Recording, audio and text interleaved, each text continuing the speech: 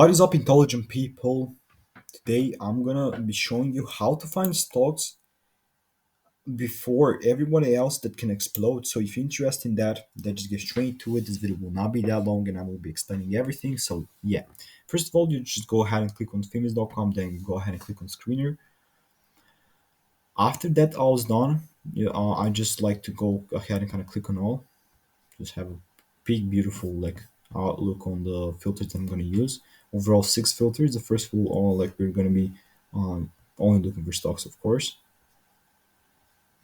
After that thing, I'm going to be looking for the market cap of right around. And what does the market cap mean, or market like capitalization? It basically means, as you can go over it with the mouse, it equals the total market value of all of a company's outstanding shares. So market cap or market capitalization in this case is going to be plus small or over 300 million M. Okay, after that, we are going to be looking at the 200-day simple moving average. It's like I know that we're all over the place, but bear with me, okay? So, what does the 200-day simple moving average mean? For those of you, I know that it could be kind of like frustrating, but it will be so quick. 200-day simple moving average means a line that shows on the chart and gives you the average of the last 200 days closing prices. In this case, if the price is above that line, we are bullish, and vice versa. In this case, we want the price to be above that line, or the SMA 200. All right. After that, we are going to be looking for the average volume. What does the average volume mean? It's as simple as the average amount of numbers of shares traded back and forth that day.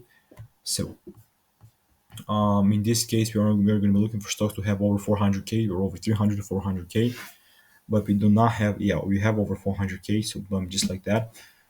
We want liquid stocks, okay? We want stocks that we can see charts on, we can see the candles pretty good. So in this case, the next thing that we're going to be talking about will be the R vol or the relative volume. So what does the R vol mean, or relative volume? So a lot of people think that this is a big, something big, something like necessary for trading, but basically kind of gives you a rough understanding of the volatility. Some people say that it's a ratio, so it's basically a ratio or a indicator that tells traders how the current trading volume is compared to the past trading volume over a given period. In this place, the given period is 3 month average. Okay, so we want that to be we wanted that to be 1.5 over 1.5. Okay. After that, guys, we are going to be looking for the shares outstanding.